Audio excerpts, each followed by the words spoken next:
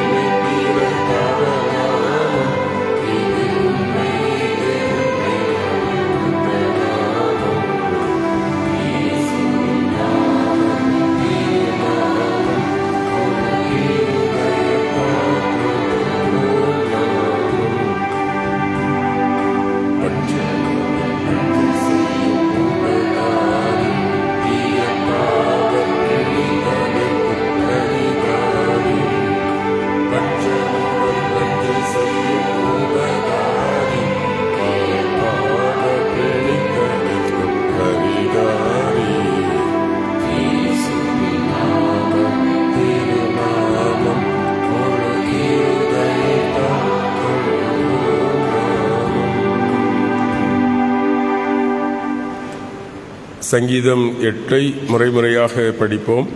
பாடல் புத்தகத்திலே 144வது பக்கம். சங்கீதம் 8. எங்கள் ஆண்டவராகிய கர்த்தாவே, உமது நாமம் பூமி எங்கும் எவ்வளவு மேன்மையானது. உமது மகத்துவத்தை வானங்களுக்கு மேலாக வைத்திருக்கிறீர்.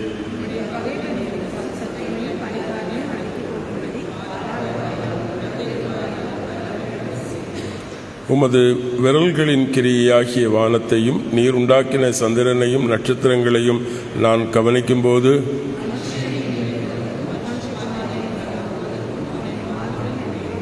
தேவதூதரிலும் அவனை சற்று சிறியவனாக்கினீர், மகிமையினாலும் கனத்தினாலும் அவனுக்கு முடிசூட்டினீர்.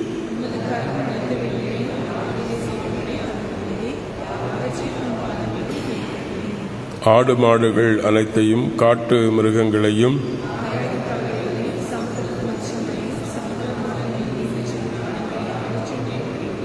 சேர்ந்து படிப்போம். எங்கள் ஆண்டவராகிய கர்த்தாவே, உமது நாமம் பூமி எங்கும் எவ்வளவு மேன்மையானது. பிதாவுக்கும் குமாரனுக்கும் பரிசுத்த ஆவிக்கும் மகிமை உண்டாவதாக, ஆதியிலும் இப்போதும் எப்போதுமான சதா காலங்களாய் இருக்கிறபடியே ஆமீன். வாசிக்கப்படும்படி தெரிந்து கொண்ட முதலாவது வேத பகுதி அப்போஸ்தலர்களின் புத்தகம் 3ஆம் அதிகாரம் 1 முதல் 10 முடிவுள்ள வசனங்கள். அப்போஸ்தல நடவடிக்கைகளின் புத்தகம் 3ஆம் அதிகாரம் முதல் 10 வசனங்கள்.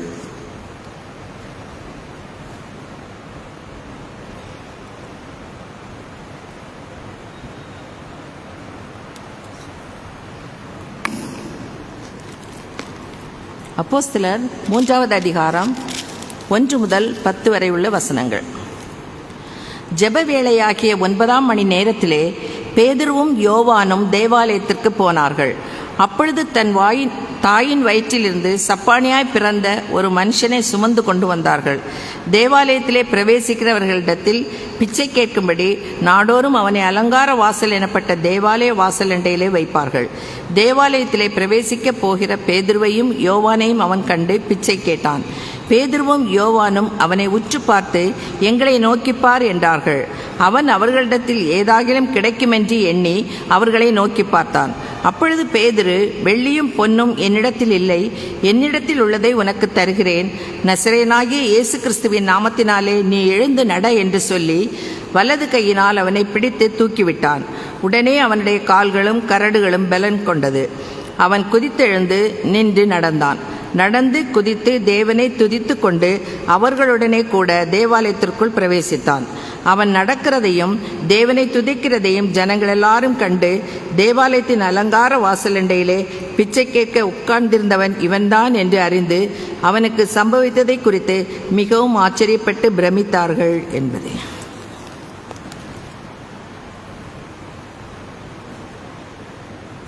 வாசிக்கப்படும்படி தெரிந்து கொண்ட நற்செய்தி வேத பகுதி மத்தேயு எழுதிய நற்செய்தி நூல் 19ஆவது அதிகாரம் 25வது வசனம் துவங்கி 35 முடிவுள்ள வசனங்களை இப்படி 25வது வசனம் துவங்கி 30 முடிவுள்ள வசனங்களை வாசிக்க கேட்கலாம். மத்தேயு 19ஆம் அதிகாரம் 25 முதல். சீஷர் அதை கேட்டு மிகவும் பிரமிப்படைந்து, அப்படியானால் யார் ரட்சிக்கப்படக்கூடும் என்று கேட்க, இயேசு அவர்களை உற்று பார்த்து, மனுஷரால் இது ஆகாததுதான், கடவுளாலே எல்லாம் ஆகும் என்றார்.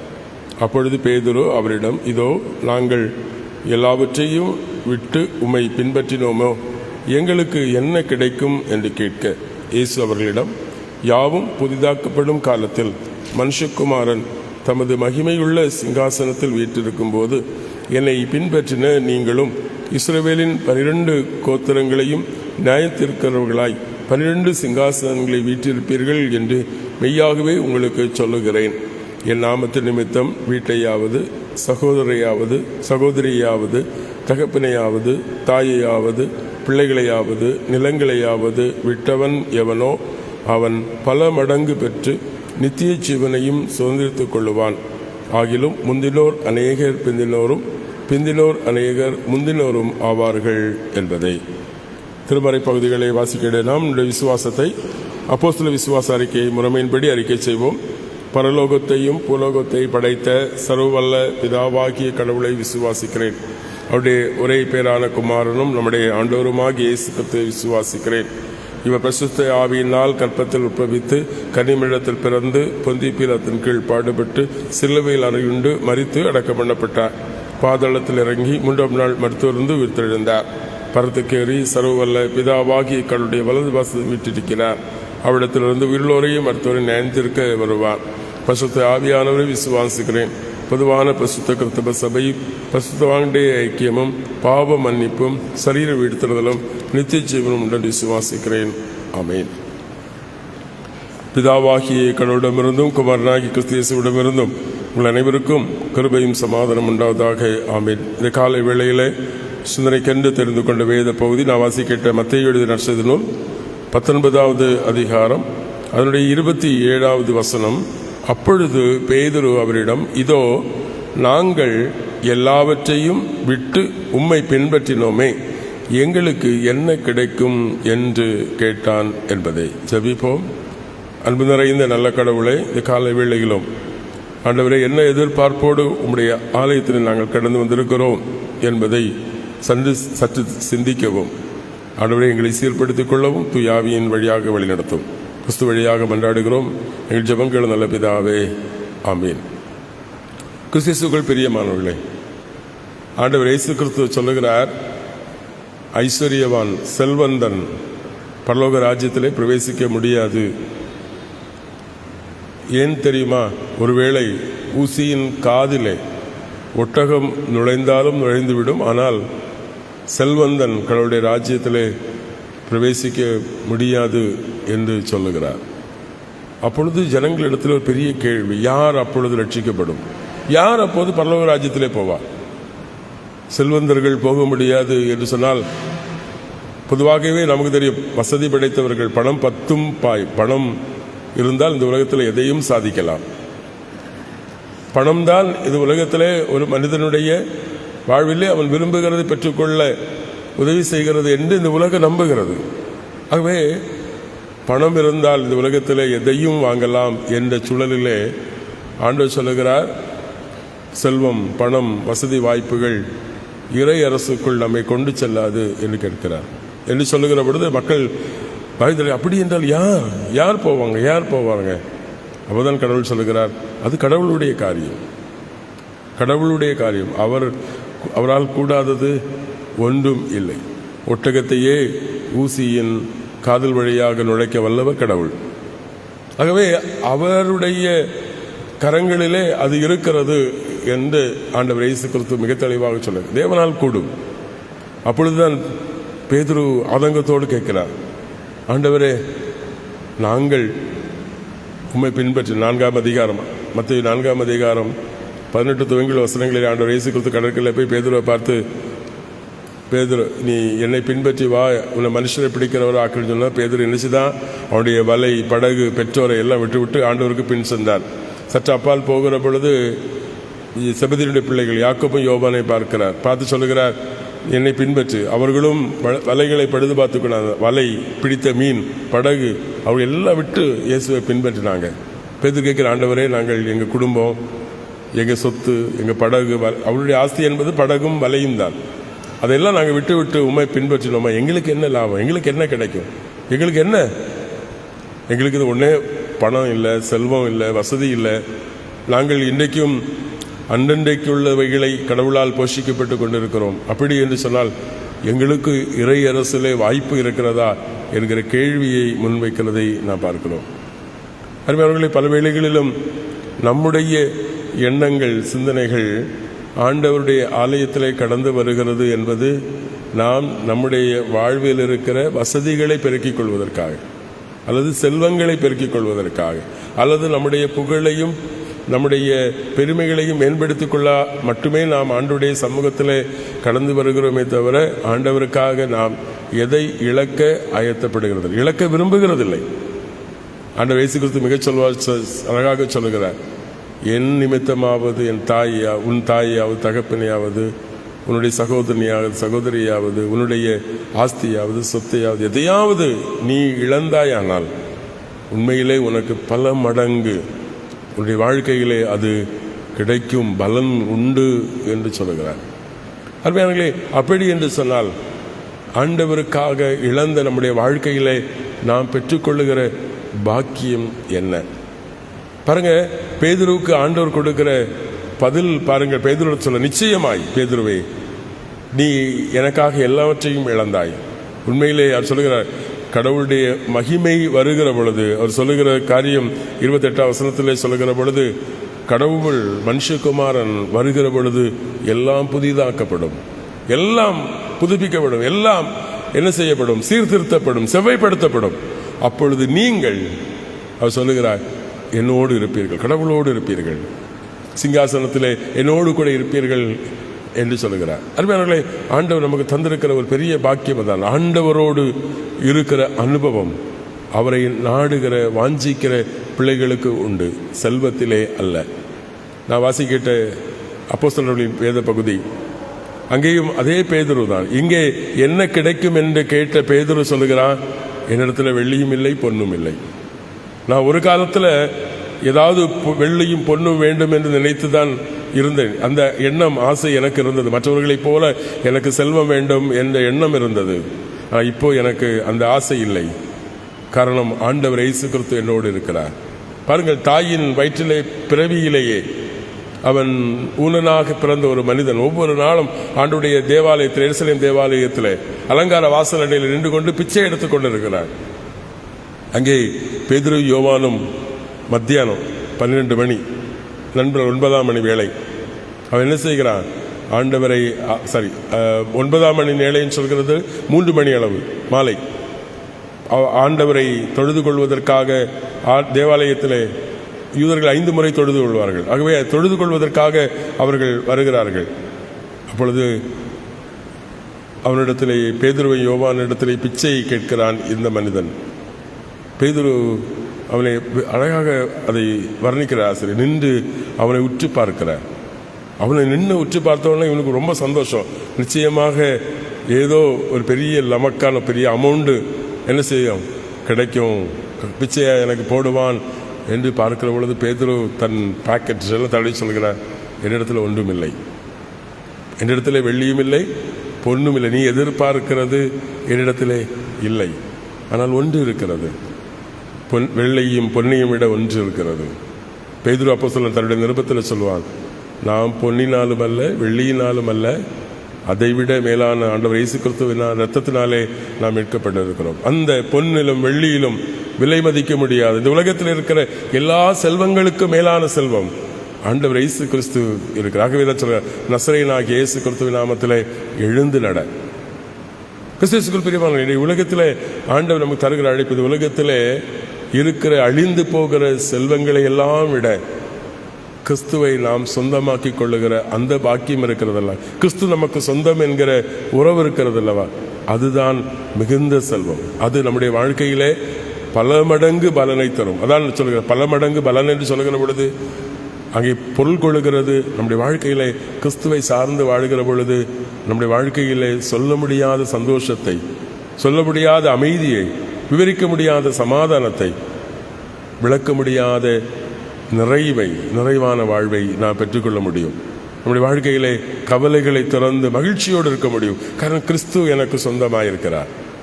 அந்த மகிழ்ச்சி, அந்த சமாதானம், அந்த சந்தோஷம் எந்த செல்வத்தினாலோ வசதி, எந்த ஆஸ்திகளினாலோ பெற முடியாது. அதை கிறிஸ்து நமக்கு தருகிறார். அந்த பகுதி அப்போஸ்தலர்கள் புத்தகத்திலே வாசிக்கிற பொழுது அழகான வேடிக்கையான பகுதி. 8வது வசனம், ஆண்டவர் பேதுரு அவனை நசரேயனாகிய இயேசு கிறிஸ்து நாமத்தில் எழுந்து நட என்று சொல்லி அவனுடைய வலது கையை பிடித்து தூக்கி நிற்கிற பொழுது அவனுடைய முழங்கால்கள், அதுவரை அவனால் நடக்க முடியாது, பிறவியிலே ஊனன், அவனுடைய முழங்கால்களும் பாதங்களும் உறுதியாக நின்றது என்று சொல்லி அடுத்த வசனம் இப்படி சொல்லுகிறது. பாருங்கள், அது பாருங்கள், வசனத்தை அவன் குதித்து எழுந்து நின்று நடந்தான். குதித்து எழுந்து நின்று நடந்தான். அடுத்த வசனத்தை பாருங்கள், நடந்து குதித்து கடவுளை துதித்தான். நடந்து குதித்து கடவுளை துதித்தான். அவன் அவனுடைய வாழ்க்கையில் எவ்வளோ பெரிய சந்தோஷம். இதுவரை அவன் எவ்வளோ பிச்சை எடுத்து அதை நிமித்து அவன் சம்பாதித்தை விட, அந்த சந்தோஷத்தை விட அவனுடைய வாழ்க்கையில் அவன் பெற்றுக்கொண்ட அந்த விடுதலை, அந்த மகிழ்ச்சி அவனால் சொல்ல முடியாது. அதான் வர்ணிக்கிறது பாருங்கள். அவன் சொல்கிறான், அவன் குதித்து எழுந்து நின்று நடந்தான். நடந்து குதித்து கடவுளை துதித்து கொண்டு அவளோடு கூட தேவாலயத்திற்கு போகிறான். தேவாலயத்திற்குள் பிரவேசித்து, அதுவரை வாசலில் இருந்தவன், உள்ள போக முடியாதபடி இருந்தவன், கடவுள் அவனுடைய வாழ்க்கையிலே தருகிற அந்த சந்தோஷம், ஆம், கிறிஸ்தியசுக்குள் பிரியமான நம்முடைய வாழ்க்கையிலும் அற்பமான ஆதாயங்களினாலே கிடைக்கக்கூடிய பொருள் செல்வங்களிலே நாம் பெற்றுக்கொள்கிற சந்தோஷம் நிரந்தரமானதல்ல, அது நமக்கு பூரணமானதும் அல்ல. அதைவிட மேலான கிறிஸ்து அவருடைய ஜீவனுள்ள பொக்கிஷமாகிய கடவுளுடைய வசனத்தை நமக்கு தந்திருக்கிறார், கிறிஸ்துவை நமக்கு தந்திருக்கிறார், திரு சாக்கிரமங்களை கடவுள் நமக்கு தந்திருக்கிறார், அவரை ஆராதிப்பதற்கு ஒரு ஆலயத்தை. இதெல்லாம் எவ்வளவு பெரிய செல்வங்கள், எவ்வளவு பெரிய பாக்கியங்கள். அதை நாம் உணர்ந்து அந்த விலை மதிக்க முடியாத பாக்கியங்களை நமக்கு சொந்தமாக்கி கொண்டு நாம் வாழுகிற பொழுது நம்முடைய வாழ்க்கை மகிழ்ச்சி நிறைந்ததாக இருக்கும். நாமும் இறை அரசிலே ஆண்டவரோடு இருக்கிற மக்களாக இருக்க முடியும். இந்த இம்மையிலும் மறுமையிலும் அந்த சந்தோஷத்தை நாம் பெற்றுக்கொள்ள முடியும். ஆகவே செல்வமும் ஆஸ்தியும் தர முடியாத இறை அரசின் சந்தோஷத்தை கடவுளுடைய வார்த்தையும் கிறிஸ்து நமக்கு தருகிறார் என்பதை உணர்ந்து அவரை பற்றி கொள்வோம். பாருங்க, ஒரு காலத்தில் பேதுரு சொன்னா, என்ன கிடைக்கும் எனக்கு? எல்லாவற்றையும் விட்டு உம்மை பின்பற்றினேனே, ஆண்டவரே இயேசு கிறிஸ்துவை நான் விசுவாசிக்கிறேனே, என்ன கிடைக்கும் என்று சொன்ன அதே பேதுரு சொல்லுகிறான், எனக்கு ஒன்றும் வேண்டாம், எனக்கு ஒன்றும் வேண்டாம், இயேசு மாத்திரம் போதும், போதும் இயேசு மாத்திரம். அந்த விசுவாசத்திலே நம்பிக்கையிலே நாம் வாழ்வதற்கு நம்மை சீர்படுத்திக் கொள்ள தூய ஆவியானவர் இந்த வசனத்தின் வழியாக நமக்குள் கிரியை செய்வாராக. ஆமேன். எல்லா புத்திக்கும் மேலான தெய்வீக சமாதானம் நமது நினைவுகளை சிந்தனைகளையும் கிறிஸ்து இயேசுவுக்குள் காத்து வழி நடத்துவாராக. ஆமேன். மீண்டும் 568வது பாடல்.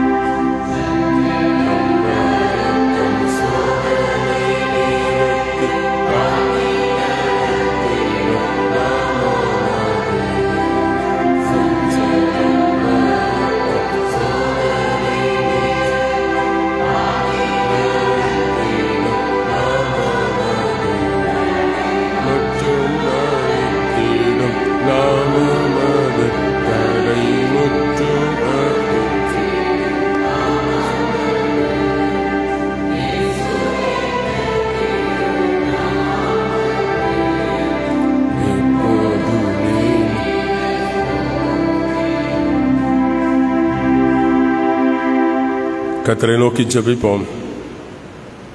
எங்களை நேசிக்கிறீங்கள் நல்ல கடவுளே, கிறிஸ்துவின் வழியாக எங்களை மீட்டு தமக்கு சொந்தமாக்கி கொண்டு எங்கள் வாழ்விலே நீ தருகிற ஆவி ஆத்தும சரி நன்மைகளுக்காக உமக்கு நன்றி சொல்லுகிறோம். பல வேளைகளிலும் பேதுருவை போல ஆண்டவரே, ஒவ்வொரு நாளும் அதிகாலையிலே உம்முடைய ஆலயத்தில் வந்து உம்மை ஆராதிக்கிறோமே, எங்களுக்கு என்ன கிடைக்கும்? என்னுடைய வாழ்க்கையிலே எது விரும்புகிறோம் அதை ஆண்டவர் தருவாரா என்கிற எண்ணங்களோடு உம்முடைய சமூகத்தில் வருகிற பலகீனமுடைய மக்களாக நாங்கள் இருக்கிறோம். எங்கள் வாழ்விலே வசதி வாய்ப்புகளை பெருக்கிக் கொள்ளவும், செல்வத்தை பெருக்கிக் கொள்ளவும், பெயரையும் புகழையும் பெருக்கிக் கொள்ளவும், ஆண்டவரே சுகபோகமான எங்கள் வாழ்க்கையைக்காக உம்மை தேடி வருகிற பலகீனம் எங்களுக்கும் உண்டு. ஆண்டவரே, பேதுருவை போல என்ன ஆண்டவரே வந்தால், உம்முடைய சமூகத்தை வந்தால் கிடைக்கும் என்கிற எதிர்பார்ப்போடு இருக்கிறோம். நிச்சயமாய் ஆண்டவரே, உளமாற உம்மை தேடுகிற பொழுது, உமக்காக எங்களுடைய வாழ்க்கையிலே இழக்க நேரிடுகிற பொழுது, கடவுள் எங்கள் வாழ்வுகளிலே செல்வத்தை விட, வசதி வாய்ப்புகளை விட மேன்மையானதை தருவீர் என்று நம்பிக்கை தந்திருக்கிறீர். அதை ஆண்டவரே உம்முடைய திருச்சமூகத்திலிருந்து பெற்றுக்கொள்கிற சிலாக்கியத்தை எங்களுக்கு தருகின்றீர். எங்களை சீர்படுத்துகிறீர், எங்கள் எண்ணங்களை சிந்தனைகளையும் சீர்படுத்துகிறீர். இயேசு போதுமே, இயேசு போதுமே, எந்த நாளிலும் எந்த நிலையிலும் எந்த வாழ்வினிலே எந்த இயேசு போதுமே என்று பக்தன் பாடினானே. என்னுடைய வாழ்க்கையிலே ஆண்டவரே அந்த விசுவாசத்தை, நம்பிக்கையை எங்களுக்கு தான். இயேசு ஒருவர் என்னுடைய வாழ்க்கையிலே இருந்தால் போதும். அந்த இயேசு இந்த உலகத்திலே எங்களுக்கு நிறைவான மகிழ்ச்சியை தருவான். எங்கள் வாழ்விலே எங்கள் தேவைகளை எல்லாம் அவர் சந்திப்பான். ஆரோக்கியத்தையும் சுகவாழ்வையும் ஆண்டவர் எங்களுக்கு தருவார். நன்மையினாலே எங்களை நிறைப்பார். இம்மையில் மாத்திரமல்ல, மறுமையிலும் எப்பொழுதும் ஆண்டவரோடு இருக்கிற பாக்கியத்தை இயேசுவின் நாமம் எங்களுக்கு தரும். அதை கிறிஸ்து எங்களுக்கு சம்பாதித்து வைத்திருக்கிறார் என்கிற புரிதலோடு எங்களை சீர்படுத்திக் கொள்ளவும், கிறிஸ்துவையும் கடவுள் எங்களுக்கு தந்திருக்கிற திருமறையையும் ஆலயங்களையும் வழிபாடுகளையும் ஆண்டவரே நாங்கள் எங்கள் வாழ்விலே கிறிஸ்து தந்த பாக்கியங்களாக கருத அருள் தாரும். ஆதாயத்திற்காக எங்களை எதிர்பார்க்கிறவர்களாக அல்ல, கிறிஸ்து எங்களை ஆதாயப்படுத்தி இந்த பாக்கியத்தை எங்களுக்கு தந்திருக்கிறார் என்கிற உணர்வோடு வாழ ஆண்டவர் கிருபை தாரும். இந்த நாளிலும் நம்முடைய பரிசுத்த ஆலயத்தில் கடந்து வந்து நன்றியோடு இயேசு கிறிஸ்து போதுமே என்று தம்மை நம்பி சார்ந்து வாழுகிற நம்முடைய பிள்ளைகள் யாவருக்கும் ஆண்டவர் வாக்களித்தபடி ஆண்டவரே பல மடங்கு ஆசீர்வாதங்களை, ஆண்டவரை தருகிற சந்தோஷம், சமாதானம், நன்மை, நிறைவு, பூரணம், இப்படிப்பட்ட வாழ்வை ஆண்டவர் தாரும். தூர இடங்கள், வெளியூர், வெளி மாநிலங்கள், கடல் கடந்தூர் தேசங்களில் இருக்கிற நம்முடைய பிள்ளைகளையும் ஆண்டவரை கண்ணோக்கி பாரும். அவரவருடைய வாழ்வு, குடும்பம், பணிவிடைகள், கடமைகள் எல்லாம் கர்த்தர் கூட இரும். வயோதிக தாய் தந்தையர்கள், எங்கள் பெற்றோர்களை கர்த்தர் கண்ணோக்கி பாரும். அவர்களுக்கு தேவையான பணிவிடைகளை ஆண்டவர் நீர் தருவீராக. எங்கள் பெற்றோருக்கு பணிவிடை செய்கிற பாக்கியத்தை எங்களுக்கும் தாரும். பலகீனங்களோடு, வியாதிகளோடு இருக்கிற மக்கள், வீடுகளிலும் மருத்துவமனையிலும் அனுமதிக்கப்பட்ட சிகிச்சை பெற்று வருகிறவர்கள், தொடர் வியாதிகளில் இருக்கிற மக்கள், காய்ச்சல், சளி, இருமல் போன்ற தொல்லைகளினாலே பாதிக்கப்பட்டிருக்கிற குழந்தைகள் முதல் பெரியோர் வரை யாவரையும் கர்த்தர் கண்ணோக்கி பாரும். நல்ல ஆரோக்கியத்தையும் சுகத்தையும் ஆண்டவர் தாரும். எங்கள் உழைப்பு, தொழில்கள், நாங்கள் மேற்கொள்கிற பயணங்கள், எங்கள் குடும்பத்தின் உறவுகள் அனைவரையும் கர்த்தர் நீர் பொறுப்பெடுத்து ஆசீர்வதியும். கடவுள் எனக்கு என்ன தந்திருக்கிறார் என்பதல்ல, கடவுள் என்ன என்னுடைய வாழ்க்கைகளை தருகிறார் என்பதை உணர்ந்து வாழ்கிற பாக்கியத்தை எங்களுக்கு தாரும். ஆண்டவர்கள் தந்திருக்கிற தொழில், பணி, உழைப்பு, வேலைவாய்ப்பு, நீர்கள் தந்திருக்கிற வீடு, வாசல், வசதி வாய்ப்புகள், வாகன செல்வங்கள், நிலம், பொருட்கள், உடைமைகள் எல்லாவற்றிற்காக உமக்கு நன்றி சொல்லுகிறோம். நன்றி நிறைவோடு ஆண்டவரே நாங்கள் வாழுகிற பாக்கியத்தை எங்களுக்கு தாரும். இந்த வாரத்திலும் இன்றும் தங்கள் பிறந்த தினங்கள் மற்றும் திருமண தினங்களை கொண்டாடி மகிழுகிற கடவுள் ஒரு புதிய வருடத்தை கிருபையாய் தந்தார் என்று சொல்லி நன்றியோடு உம்முடைய திருமுகத்தை நோக்கி பார்க்கிற உம்முடைய பிள்ளைகளுக்கு ஆண்டு தருகிற புதிய வருடம் மிகுந்த ஆசீர்வாதம் நிறைந்து இருக்க அருள் தாரும். இந்த நாளை தங்கள் வாழ்க்கையில் விசேஷித்த நாளாக கருதுகிற உம்முடைய பிள்ளைகளுக்கு உண்மையான சந்தோஷத்தையும் நிறைவாழ்வையும் ஆண்டவர் தாரும். தருகிற மகிழ்ச்சி, தொடர்ந்து ஆண்டு முழுவதிலும் தம்முடைய பிள்ளைகளுடைய வாழ்க்கையில நிறைத்திருக்க அருள்தார். அவர்கள் சார்ந்த அவருடைய குடும்பங்களும் திருச்சபை சமூகம் ஆசீர்வதிக்கப்பட ஆண்டவர் அருள்தார். இன்று தன்னுடைய பிறந்த தினத்தை கொண்டாடுகின்ற அருள் திருவழக்கை ஜெய்சிங் போதகருடைய மகள் பிளஸிக்காக நாங்கள் ஜெபிக்கிறோம். அன்பிள்ளை கடந்த ஓராண்டு காலம் முழுவதும் சுகபத்திரமாக நீர் பாதுகாத்து கர்த்தர் ஆறுதலை சமாதானம் தந்து கல்வி வாழ்வுகளிலே சிறக்க நீர் கிருபை செய்து உயர்கல்வி வாய்ப்புகளை தந்திருக்கிறேன். நன்றியோடு ஸ்தோத்தரிக்கிறோம். தொடர்ந்து அன்பிள்ளையுடைய வாழ்வை எதிர்காலத்தை ஆண்டவர் ஆசீர்வதியும். கல்வியிலே சிறந்து விளங்கி நல்ல வேலை வாய்ப்புகளை பெற்று எதிர்காலம் சிறந்து பெற்றோருக்கு சார்ந்திருக்கிற குடும்பத்திற்கு உறவுகளுக்கு திருச்சபைக்கு ஆசீர்வாதமான பிள்ளையாய் தொடர்ந்து காணப்பட தேவன் அன் பிள்ளையை உம்முடைய உள்ளங்கைகளிலே மறைத்து நீர் பாதுகாத்துக் கொள்ளும். தந்திருக்கிற இந்த சந்தோஷம் நன்மை இந்த ஆண்டு முழுவதும் நிலைத்திருக்கவும் அநேக ஆண்டுகளை கடந்து ஆண்டவருக்கு நன்றி சொல்லுகிற பாக்கியத்தாரும் பிள்ளை நிமித்தமாய் போதகரின் குடும்பத்தையும் தொடர்ந்து ஆசீர்வதி உடைய வழிநடத்தலை நிறைவாய்த்தாரும். கடவுள் தந்த நன்மைகளை நன்றியோடு நினைக்கிற போதர் குடும்பத்தை தொடர்ந்து ஆசீர்வதியும். திருச்சபை ஊழியங்களை கத்தர் பொறுப்பெடுத்துக் கொள்ளும். சபை பொறுப்பாளர்களை ஆசீர்வதியும். டீக்கன்மார்கள், ஒவ்வொரு கிளை அமைப்புகள், அதன் ஊழியங்கள், பொறுப்பாளர்கள், திருச்சபையின் ஆலய வழிபாடுக்குரிய ஆயத்தங்களை செய்கிற பணிவிடைக்காரர்கள் யாவரையும் கத்தர் பொறுப்பெடுத்துக் கொள்ளும். உற்சாகத்தோடு ஆண்டவருக்கு அன்று உழைக்கிற நம்முடைய பிள்ளைகள் ஆண்டவரே மிகுதியான பலனை தங்கள் வாழ்க்கையில பெற்றுக்கொள்வார் என்பதற்கு சாட்சியாய் அன்பானவர்களே, போதகர் தன்னுடைய பிள்ளையினுடைய பிறந்த நாளை முன்னிட்டு